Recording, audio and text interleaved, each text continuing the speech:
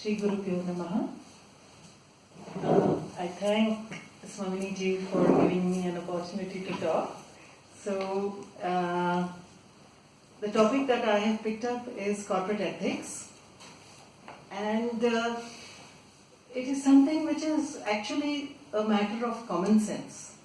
But unfortunately, because of the world we live in today, where everything is counted in terms of money, we have to state specifically what is ethics and what is corporate ethics. So, first let us start about what ethics is all about and where the root of that word has come from. The word ethics has its root in the Greek word ethikos, meaning relating to one's character. And this word itself comes from the word ethos, which means character or moral nature. Now, corporate ethics is applied ethics. That means it's an area in which you apply ethics. Ethics is there in every part of life. Like if you're in a doctor's profession, you need to follow certain ethics. If you're in in a media profession, you need to follow some ethics. Corporate ethics is ethics in the business world. Now, what would actually form a part of these ethics? First and foremost, that is that the corporate world or the business identity has to offer the best product to whoever is the consumer of the product. That is the first ethic that every company has to follow. Obviously, along with that, it should also follow that they offer such a product at a price which is fantastic and which is reasonable and not something that is giving a very high profit margin or something like that to the company, because that would be in exploitation. Then it should contribute to society. There has to be some direct or indirect contribution to the well-being of the society. Whatever product is manufactured or sold or service is given has to contribute to the welfare of the society, of the country that it is in also. Another thing is, it should offer very good services to the workers, and some very good salary or what would you say, amenities. Good amenities have to be provided to its employees, even not just when they're working, but also when they leave the firm. That should be a part of ethics. Of course, one very important thing is that it should not exploit the resources of the nation either. Unfortunately, today we have a thing where all the resources of a country are being exploited to the utmost, and corporates believe that it is all right. Their shareholders also believe it is all right. As long as profits are coming in, it's all fine. And that is actually against ethics in any way and every way. Now, let us see how this thing of corporate ethics actually started. Another viewpoint I'd like to present.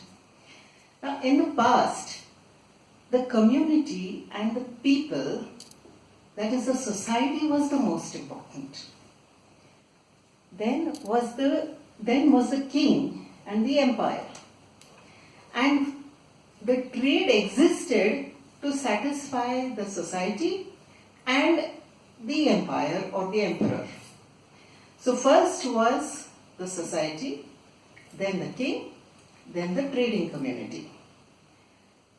This was one reason why, let's say, the Europeans went out exploring out of Europe. They wanted to satisfy the needs of the society of that day. And to fulfill the need of the society only, the kings and the monarchs, they funded the explorations. What happened next was something very different. The kings got a taste of the wealth. So once they got a taste of that, they became more important than the society. Now, because of this, colonization started and various other wars including the Islamic wars and everything, has started when the king became more important than the society alone. Over a period of time, the corporate entities understood that who is the person who rules the world? The person with the power, and the money is the one who rules the world. So what they did is, they understood how to channelize wants into power. And by doing that, the trader became more important than the king also. And obviously, the society and its people were pushed to the background completely. Now, once the traders did that, they started controlling the kingdoms also, that is all the government activities also, and they started controlling the people also. And from here starts corporate ethics. Because when they start controlling, then they too need to follow certain ethics. And that's why we need ethics and corporate ethics for our business houses actually. Now, in Bharat, what happened is that we have a strange, we do not follow any written ethics in a very controlled manner. It is understood, the ethics of everything is more or less understood and a little flexible too. Our dharma was such that if you are in a certain position in life, you have to follow a certain ethic, and if you are in a different position in life, it was a certain different ethic. Like yesterday when Dr. Bharat Gupta was talking about Manushastra, he mentioned how the Brahmin had to follow so many rules. He had a different set of rules and ethics that he had to follow. The same rules were not necessarily applicable to the other sections of society. Now, because of this, we did not really need another codified ethics in every business structure. Already it was codified in our dharma. We did not need every different company to have a different set of codified ethics. Now, a very simple thing is that anything that does good to the world is meritorious.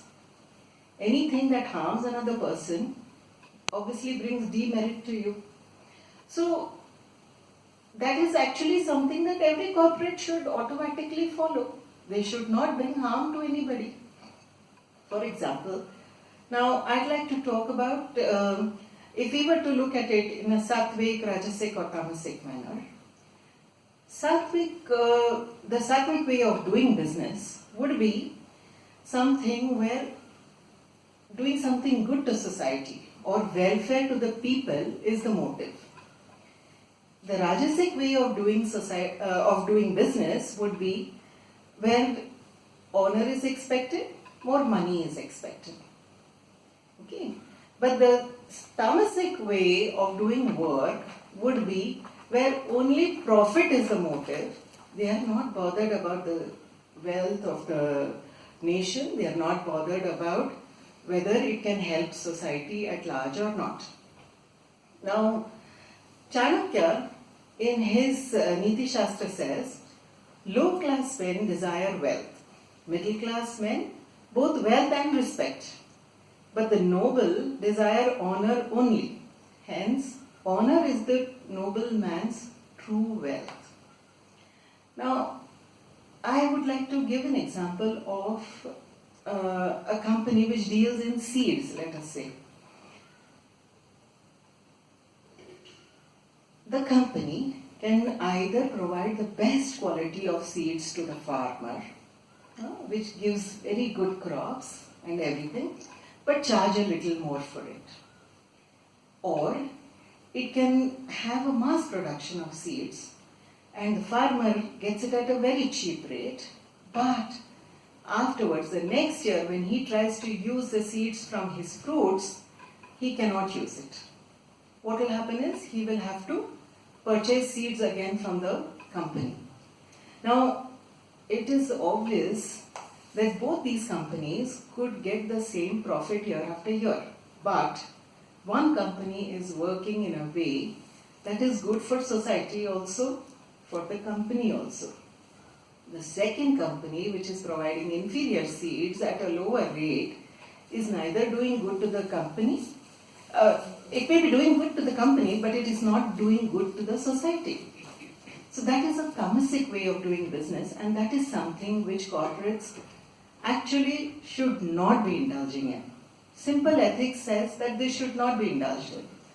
But what happens is that such companies have come up and are flourishing today, either because of international governmental pressure, or because they indulge in bribing, or some other advertisements and falsehoods, which makes these companies continue to be in existence, but they are definitely not ethical. Now, one thing that has to be noticed is that, okay, some companies may make a lot of money in the short run, but do they last in the long run? If a company is not ethical in its dealing, will it exist? I'd like to give the example of Enron.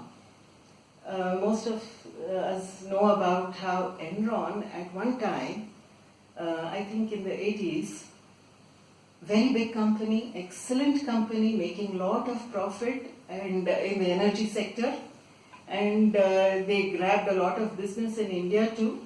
Where are they today? Nowhere. Nowhere on the scene. Because of their unethical practices, finally they came under a lot of lawsuits and now they have disappeared. What happened? Profits alone cannot be a motive for survival in the long run. That is the fact of life. Now, another area where ethics is very important when it comes to the corporate sector is women in the corporate sector. Now, actually women are the backbone of any society.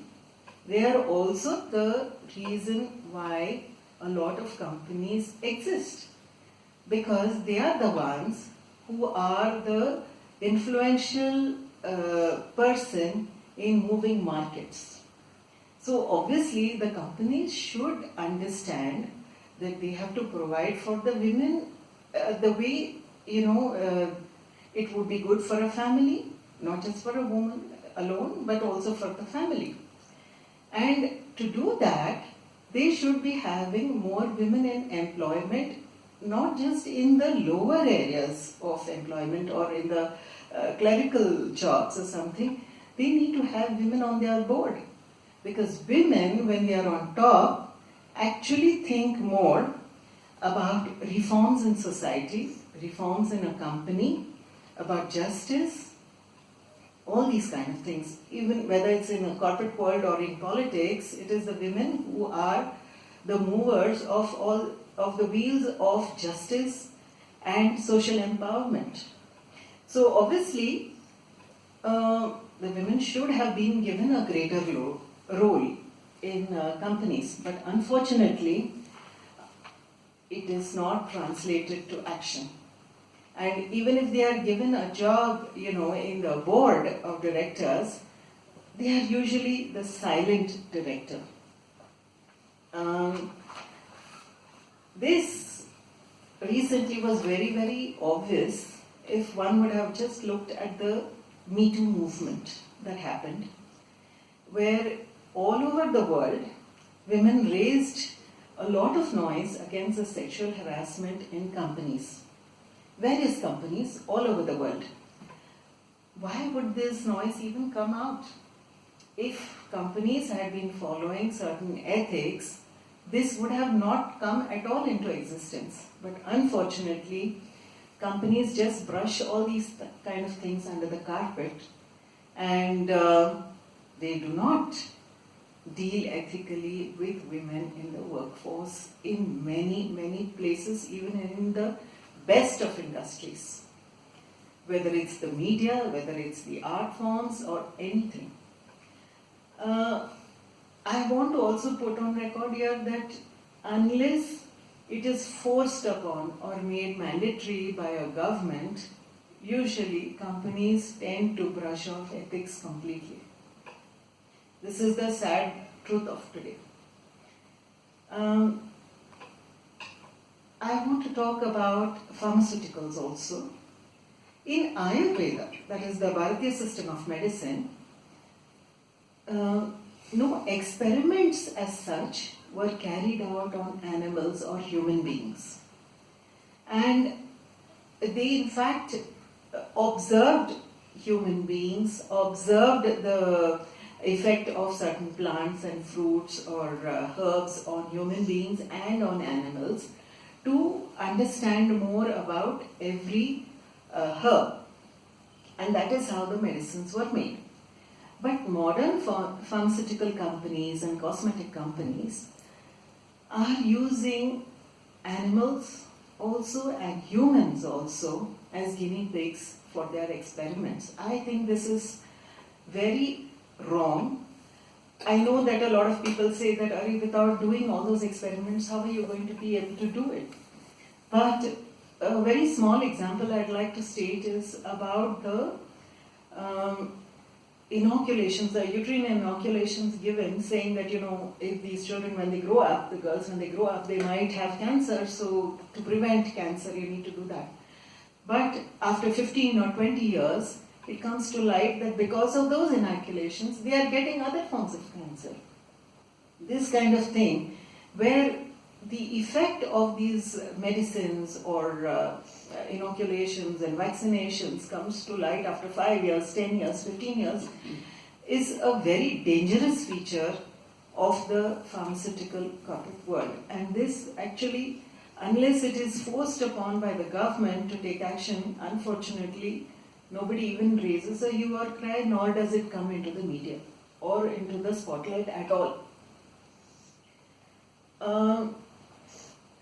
Business houses should think or understand that it cannot be only about today that they need to think about. When they do any of these wrong things, the tomorrow of the present generation is obviously affected, but the tomorrow of that business house also is going to be affected, because it is a fact. If karma plays on human beings, then it has to play on even your business houses.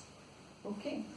Now, actually, just a few minutes back, Dina Miriam, she mentioned about how resources should not be commodified. One should give respect to the resources. She is so true. I mean, what she said was a very beautiful thing, actually. What we are doing today is we are commodifying all the resources, whether it is water, whether it is minerals, or anything. In ancient India, actually, this was that anything that is freely got without effort, like whether it is the energy of the sun or the energy of the wind, all this should be harnessed. But that which requires effort to get, and which is something that cannot be replenished, should be used to a bare minimum. This is the philosophy of our country. Actually, it has been the philosophy. If you see, even in the Viman Shastra, the text of the Viman Shastra, all the aerial, it was running on just wind. It was not supposed to have any fuel. But we know that today we are using maximum fuel for our aircrafts. We are exploiting our oil resources to every extent possible and causing pollution and all other ill effects also after that. Now, one report says that because of human demand for food, fresh water, timber, fiber and fuel, more land has been claimed for agriculture in the last 60 years than in the 18th and 19th century combined. So you can imagine how much we are using our resources. Another report said that in 2018, mankind has used up a whole year's resource in just 7 months. what should have been a year's resource being used up was used up in just 7 months. So, I mean, to what extent is our greed? How can this be corporate ethics that is being followed by any of the corporations of the world? There is no ethics being followed, obviously. The only ethics that are being followed is how do you make more profit, it looks like. Now, I would also now like to talk about what the corporates need to do.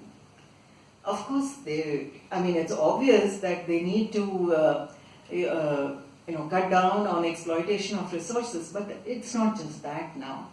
What they can also do is, they need to, like how you have the memorandum of association and all that, every company today should put out its ethics in black and white, that we are going to follow these kind of ethics, we are going to restrict ourselves in certain ways, and in case of any problems, let's say, like the sexual harassment problems or something, how are we going to deal with it? This is something that should automatically be codified by every company.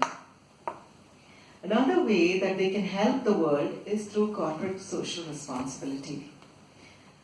Now, in India, Section 135 of the Companies Act 2013 says that CSR is mandatory if the net worth of the company is 500 crores or more, or if the annual turnover of the company is 1,000 crores or more, or if the net profits of the company is at least 5 crores.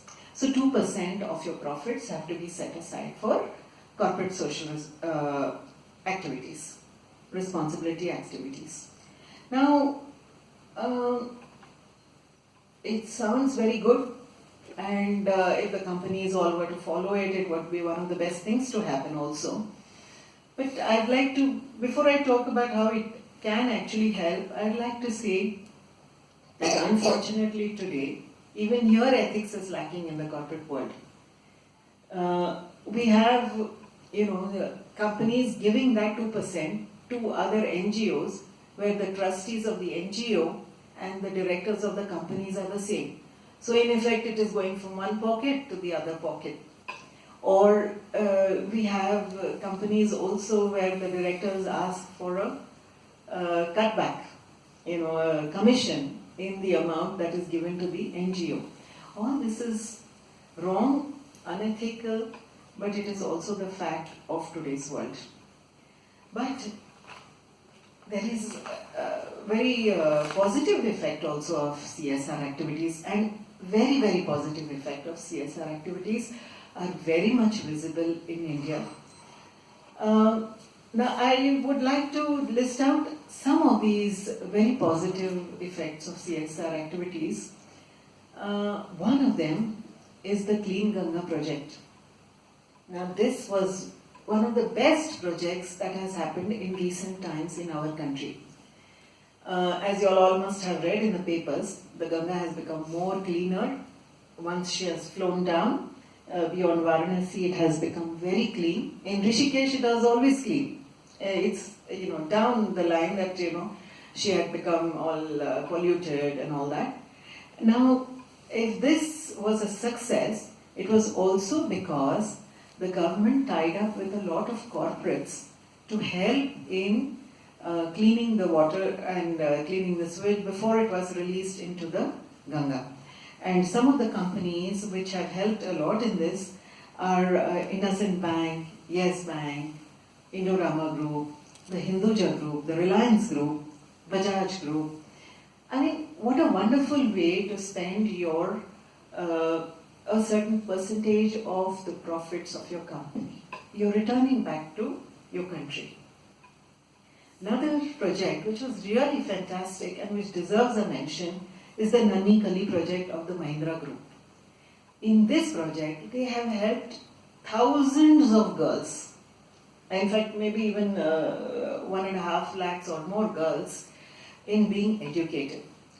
They helped them, not just saying that, okay, we pay your fees. They help them right from getting them books to seeing to it that they reach the schools and they sit and study. And they've kept tabs on those girls to see to it that they study well. I think it's a fantastic project, the Nanhi Kali project. Then another great area which is now picking up is the Gau Seva. Now, everybody knows how difficult it is to even talk about slaughtering of cows in Bharat today. Because, the moment you talk cows, everybody either brands you as a Sanghi or, says that, you are not secular, or some tag or the other they give you.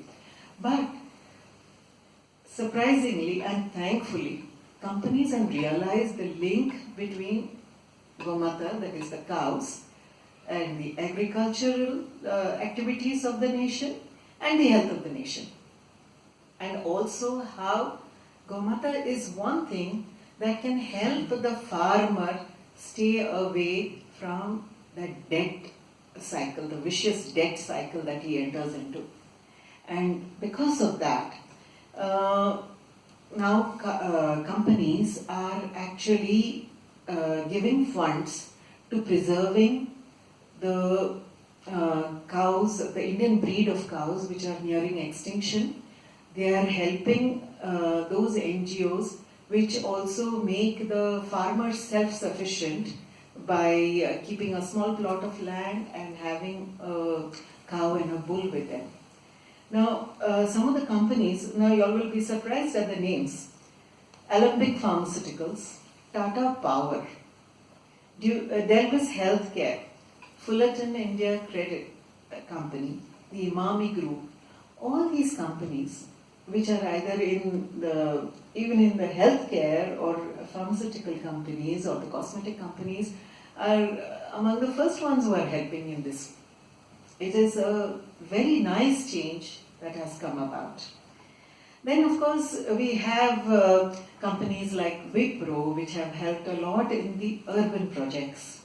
That is converting from waste material to art forms and giving a livelihood to the women because of that. Now all this actually has made such a beautiful change in society, and companies which have learned to give back to society are doing it through the CSR activities. And in fact they sometimes even go beyond their mandatory 2% of the profits. And that is a very wonderful change, and I wish more and more companies add this to their tagline, in fact, that we are involved in CSR activities. I think that would really be wonderful. Now, to conclude, I would like to say this, that at the end of the day, every individual has to return to society something or the other that he has derived from society. Same way, companies also need to return to society whatever they are deriving from society. And this is the basic of all ethical activities. And they don't need to be told about it. They have to understand it. When the person starts his company, he should always keep this also in his mind. It applies to business houses, politicians, to individuals, to everybody. That's it. Very good question. Thank you. Question one. Yes. That is Gau Seva. Sometimes back I heard that they are being sent to slaughterhouses from one state to another. Is it continuing now? I don't know. I don't find in the papers. Number two, there are a lot of nowadays I don't find the papers that in the north and all that the BJP people and all that they are obstructing. No, it is. Is it happening now or not? It is happening even now. Not that it is not. Unfortunately, it is. But some states are trying to control it. But it is happening. And secondly, this corporate ethics you said, even some big hotels in the south, they are ethics they are following. Not they are giving money to not the public. but they support some temples or some individuals like that. It is being done. Yes, in fact, support to temples, Yes. to rebuild temples also. I Yes. mean, They temples do- which they have do been it. destroyed. But- It's a wonderful. But it is not coming out publicly because only certain people know that See- they are contributing. No. One reason why it is not coming out publicly is also because many of these business houses which are doing it, which is not a mandated thing, Yes. they do not want to let the people know that they have done it. A lot of that kind of activity also is going on. And one more thing, I found in the south, especially in Chennai, small medical shops, they are conducting free medical camps. Yes. Often I find Correct. they are giving free medical camps. Yeah, a lot of people do that. But you see, in India, that is the other beauty of India. That even when we do not want to publicize it. We don't want to tell everybody that we are doing it. So many doctors also, one day of their week, they keep it aside for free treatments. We are having it. Not that we are not. But what I find is mostly it is being followed as the topic goes. Mostly it is followed. Maybe a few people may not. Maybe profit motive is more, but normally people follow. My observation is There are people who follow also. There are people who do not follow also. But it would be nice if more people followed, ethical living more than anything else. And one more thing is CSR responsibility. I think the government can reduce the turnover or whatever it is. I know State Bank of India is doing a lot of things. I know. State A lot of our banks they are are doing. Yes. And I think government can reduce the capital or whatever you say. The norms Problem you is, said. if they do that, then again a lot of people try to make it a political issue. So I guess that is one reason why they are not doing it. Any other question? Just a comment on the Enron scandal. The reason why that collapsed is because